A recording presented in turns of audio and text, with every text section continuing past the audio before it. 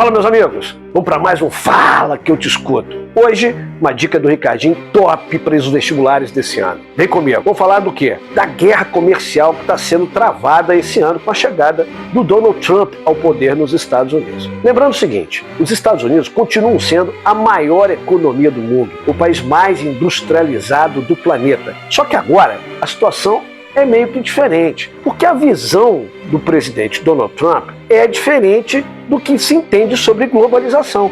Ele é contra a globalização, porque ele defende que a economia americana tem que vir primeiro, que a indústria americana tem que ser a mais importante e mais poderosa do planeta. Só que desde o final do século XX até o momento, o que tem ocorrido? Cara, outras potências econômicas foram surgindo, outras potências comerciais também surgiram e principalmente vem acontecendo uma grande interdependência entre as economias do mundo. Você tem países exportando para outros países, com outros parceiros comerciais.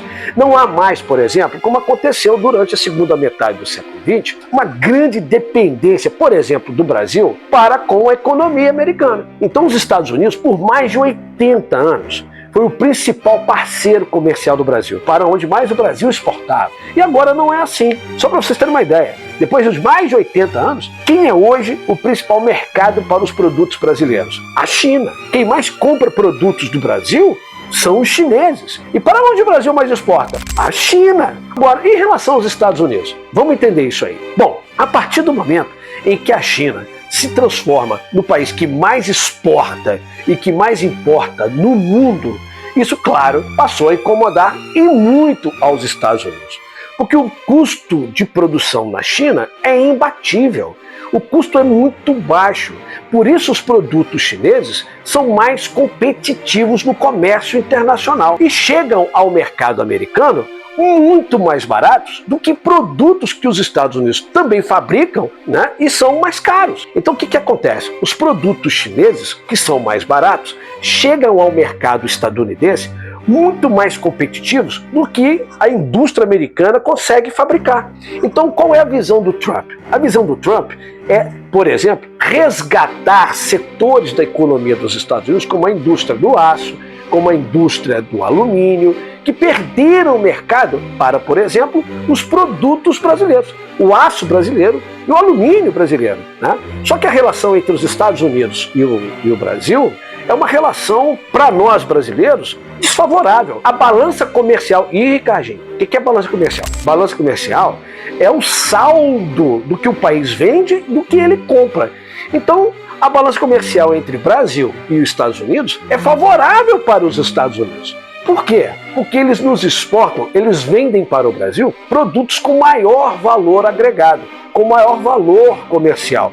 Nós praticamente exportamos commodities para os Estados Unidos. Mas, Ricardinho, o que são commodities, cara? Commodities são bens primários, né? Como, por exemplo, grãos, carnes, né? Café, e também semi-industrializados como o aço e o alumínio. Então, o que acaba acontecendo é que nós exportamos commodities e semi-industrializados para os Estados Unidos e importamos o que deles? Tecnologia. E tecnologia tem, claro, maior valor comercial. Por isso que a balança, o saldo da balança comercial entre os Estados Unidos e o Brasil é favorável para eles.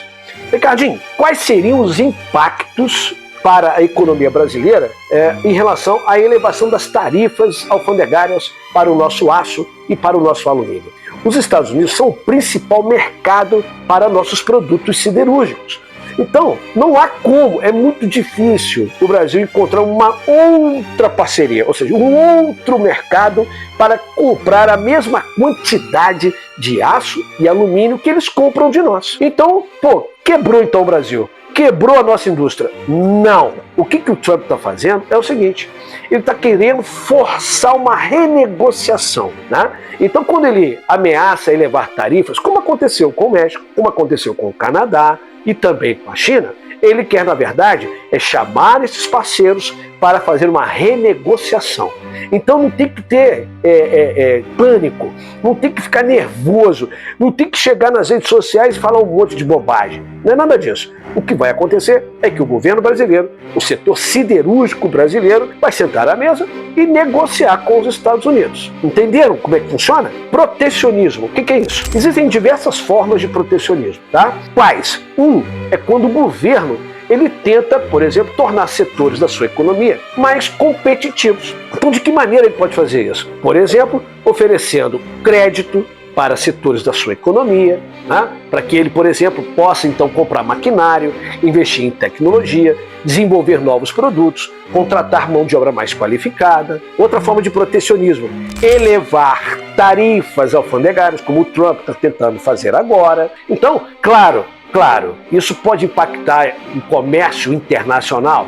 Sim, porque, diferentemente do que era lá atrás, os países e parceiros comerciais dos Estados Unidos estão reagindo. É um react comercial global. Por exemplo, a China. Trump, você vai me taxar? Então também irei taxar seus produtos. México, Canadá. Trump, você também vai nos taxar? Somos parceiros, inclusive, de um bloco econômico, como o NAFTA. Então nós também iremos tarifar os produtos americanos. E o Brasil tem que manter a mesma posição. Entenderam? Que é o que eles chamam no comércio internacional de princípio da reciprocidade. Que é o seguinte, se você cobra tarifas sobre meus produtos, então eu tenho também o direito de elevar as tarifas sobre o que eu compro do meu parceiro. Entendeu como é que funciona? É isso aí, galera. Fiquem atentos que, vai cair esse ano, hein?